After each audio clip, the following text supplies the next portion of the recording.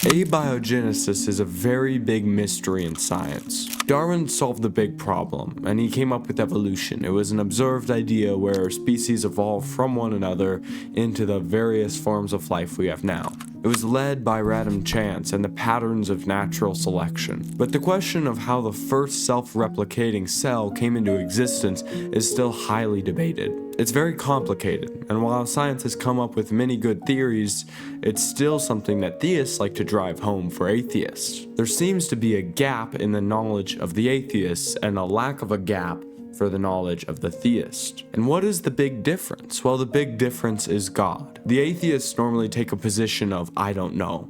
They might look at the observed facts in the universe, see that it's mostly correlated to random chance, take a good guess, maybe this theory could work, maybe this wouldn't, I don't know. Generally, they're okay with that answer, and they want to seek further because maybe we could know. While most theists normally just say that God created the first self-replicating cell, some theists go as far to deny evolution and put it all on God. So when there's a lack of knowledge, maybe a gap in it, the atheist is normally fine with saying, I don't know, let's go observe further, maybe we can figure this out. But the theist in most cases will take that gap of knowledge and say that God did it. Or in other words, their God is their gap filler. This idea is called God of the gaps. When a theist does not know certain topics, they might say that it's miraculous, it's on God, and they'll point to the beauty of their God. He's loving, he's kind, he's forgiving, he's powerful, he's wrathful. They'll say that his character embodies this miracle. They'll say that this gap is a perfectly fit hole for him to fill. All the while, the atheist is sat here with the less conclusive and less appealing answer of I don't know. They might theorize on a natural solution, or maybe even on a solution of random chance. They might use philosophy to demonstrate the unseen laws of the universe. They take a rational position, which is that when we have something that's out of our knowledge, we don't need to fill it with a God. We can be fine with an I don't know. This is generally the less conclusive, less appealing, but smarter answer for these questions. While one person might have a strangely shaped hole and mold their God to fit it, another person might take the position of agnosticism. They're fine with their lack of knowledge, and they're fine with knowing as well. There's been moments in my life where I'd have surreal experiences just on the fact that I don't know. There's been other times in my life where I felt great existential dread from not knowing. It's a scary thing. There's a world out there, especially when you have indoctrination like hell. Imagine you had a child, and you told them not to cross a bridge. You said that if they crossed the bridge would fall and they'd plummet to their death. You told this to them right as they were able to understand the idea of a bridge. It was ingrained into them from childhood. You'd imagine that later on they'd have a hard time testing that hypothesis. Even if the bridge looks totally stable, you have that indoctrination ingrained into you. And until you yourself cross the bridge and take that chance, you won't take a position of confidence. No matter how high the evidence seems to stack, you will continue to be fearful. This is the type of scaremongering which keeps people believing the God of the gaps. We may have no real reason to believe that the bridge is going to fall, but since it's been ingrained, it's intuitive, it's familiar. And in the moment when you step out onto the first plank of the bridge, the hypothesis seems more real than ever. For the believer, it might be that God is more real than 1,000 people in a room, or that sin is truly as bad as they thought it was when their child is murdered. We have real people going through real hard times with real scaremongering, and that's what keeps people believing the God of the gaps. There was an experiment done by scientists to see the psychology of a monkey. They took 6 monkeys and put shock collars on them and hung bananas over their head. When the monkeys would reach for the bananas and try to take them, they'd shock them. Very quickly, each monkey individually learned that they shouldn't go and take the banana. And when those monkeys reproduced and the baby monkeys were born, they also learned not to touch the fruit. Not because the babies also had a shock collar, but purely because their parents didn't touch it. They had learned this trait from their parents, and for them they had perfectly good food, but they wouldn't touch it. They were too scared. All the while, they didn't have the shock collars. They could have touched it any day. Those same monkeys which got shocked a couple times never did touch that fruit again. And the prize of heaven, which is the banana, And the shock collar of hell is the tool used by religion. It's one of fear-mongering. It's the greatest example of God of the gaps. We don't know why we exist. We don't know why we die. So we have to make stories to help explain it. More than that, we have to create stories of gods, like Yahweh. This God is not our image bearer. He is our image bearer. We are not made in the image of God. God is made in the image of us. An idea so powerful as God, a threat so powerful as hell, and a prize so good as heaven is bound to keep people scared. It's bound to control the masses, but it's specifically bound to control you. And until you can unbiasedly weigh the options, you are stuck. You are like a cat in a cage, smashed against a wall. You are the monkey. Except your punishment is not a small moment of pain. Instead, it's losing your life.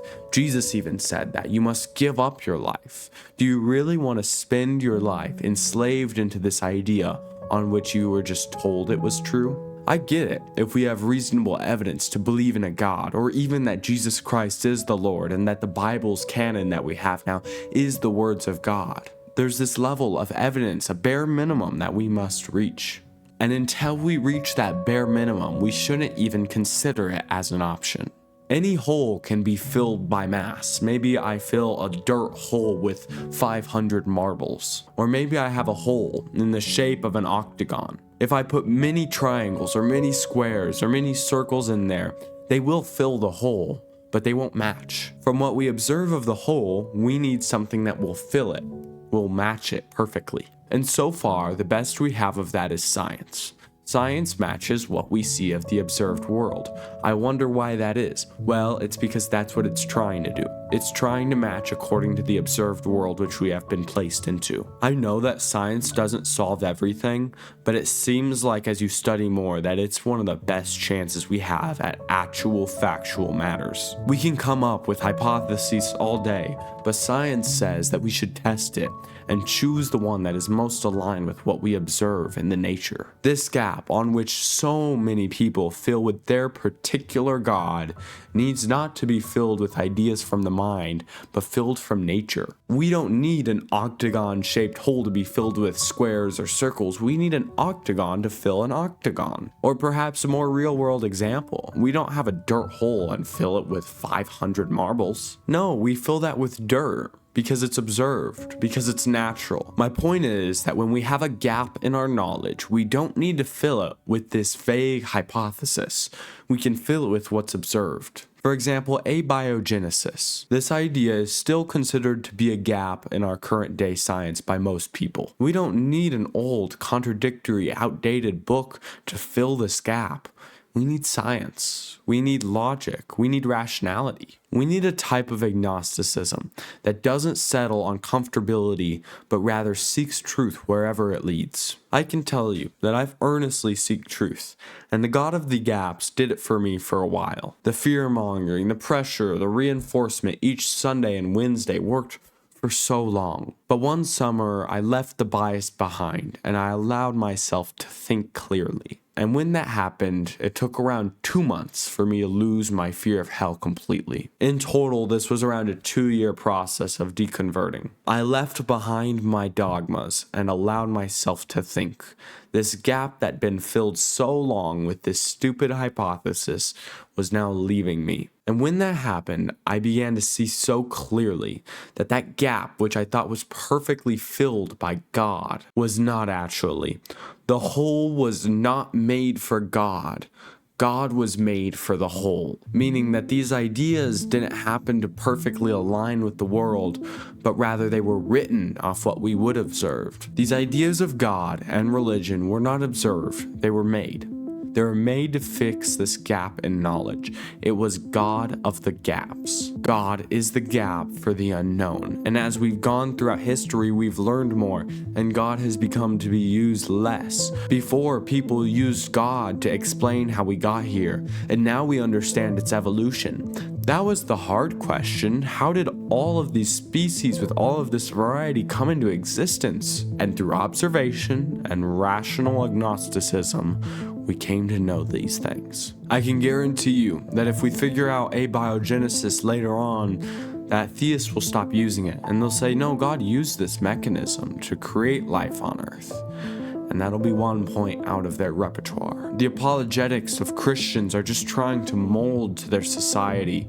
No, slavery wasn't bad. That's not what they meant. Obviously, God did not condone smashing babies' heads against a rock. Have you never heard of hyperbole? Bro. Have you never heard of hyperbole? Elias, you're so stupid. Have you never heard of hyperbole? So many of what was already written was observed from the Hebrews. These were beautiful and poetic ways to explain the world around them. Lots of Genesis shows a real struggle of humanity. This book, Genesis, is so interesting, and so many others in the Bible. They were made for a time, and that time is now. That time was before now. That time's soon gonna come to pass. As modern science grows, a new God will take over. And when that happens, it'll have its own apologists, and we'll move on. Don't think that your God will permanently fill this gap. God's not made you with a God-shaped hole in your heart.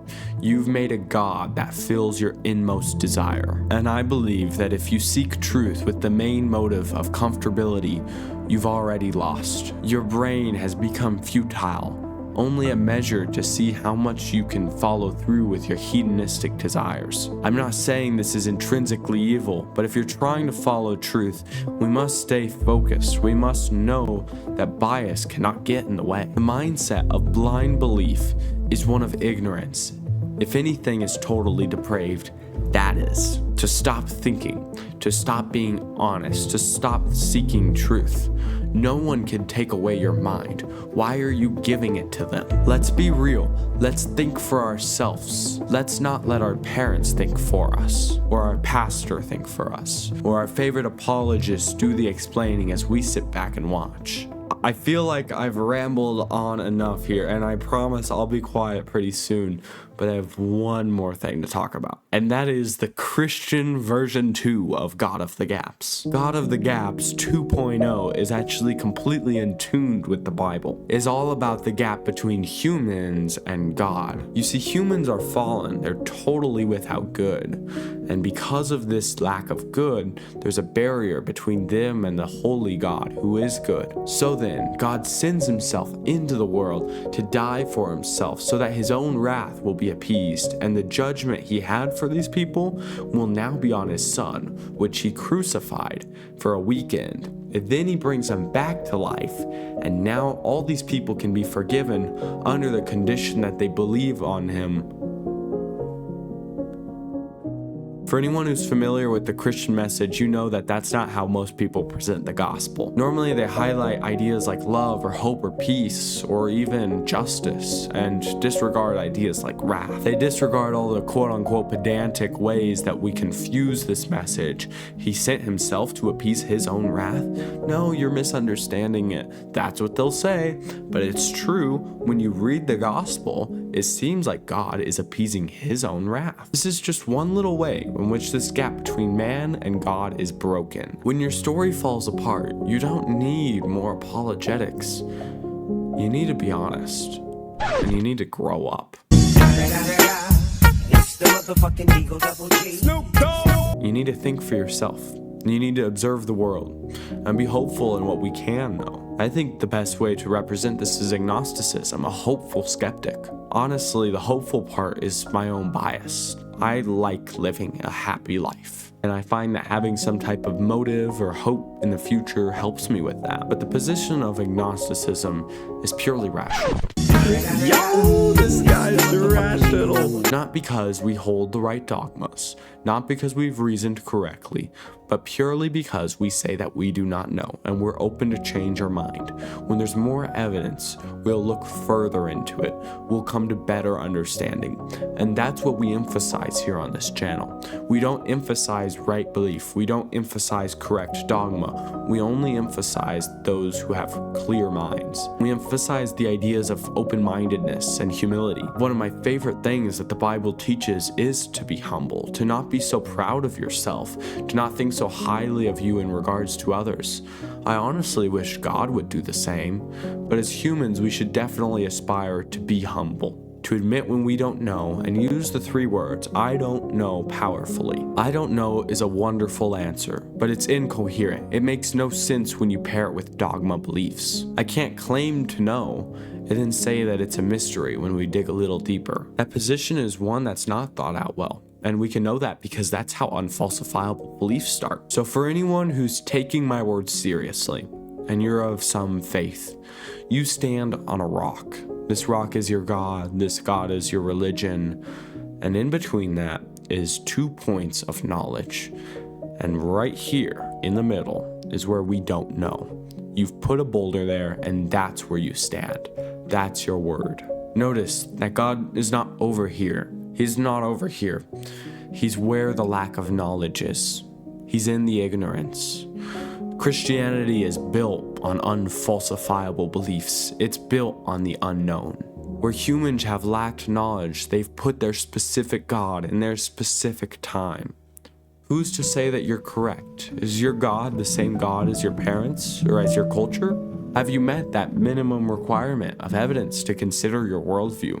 That's different than saying that you've met the requirement to believe it's true, which is beyond reasonable doubt. I think I hold a worldview of beyond reasonable doubt. I find it beyond reasonable doubt that I don't know. I don't know what I just said I know, and it sounds self-defeating, but that's the position we're in. This life is absurd in so many ways, but in the strongest way, it's our lack of knowledge. We don't know why we live. We don't know why we suffer, and we don't know why we don't know. We only know what we know, and you can't pretend like you know more than you don't know. So stop filling these epistemic gaps with your God. Stop filling these moral gaps with your God. Stop filling scientific gaps with your God. This is the promise of God, that He will fill whatever gap you make Him fill. And over here, the promise God has for the atheist is random chance, a sequence of the genes. We serve a God. We serve the God of sequence, of random chance, of improbability, of probability. All to say that we seek observed facts in the natural world, and that which we know of, we claim with agnosticism, and that which we don't know of, we claim in our ignorance, and we're proud of our ignorance, because by that ignorance, we can hope. I'm hopeful that Christianity is true, that the Bible's been distorted, but that there is a loving God, one that cares for me, that doesn't care if I was confused in this life, but is going to take me home like the prodigal son that Jesus talked about. There aren't conditions. I'm hopeful for that. I'm hopeful for the future, if I ever have children, that they'll be safe. I'm hopeful for tomorrow, that I'll be able to grow closer with my friends, be able to learn more, and grow in this agnosticism, grow in my disbelief of dogmas, and learn more about the world. Keep learning, keep growing, stay curious. These are the dogmas on which I know that I know that I know that we can't know, that we don't know. The Bible is one of strict fundamental dogma beliefs. Well, we need to stay curious. We need to stay open-minded. We must not stop thinking.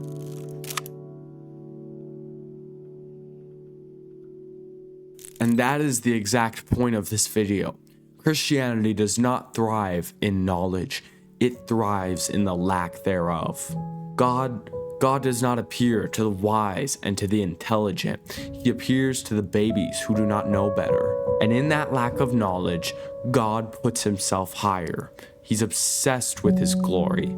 He promotes Himself to the position of Yahweh, a ruler of kings, a lord of lords of power, totally enamored by His glorious character. This is the position of God, and this God thrives in our ignorance. The gap between me and God is not His love, but our ignorance. When God knows, I don't.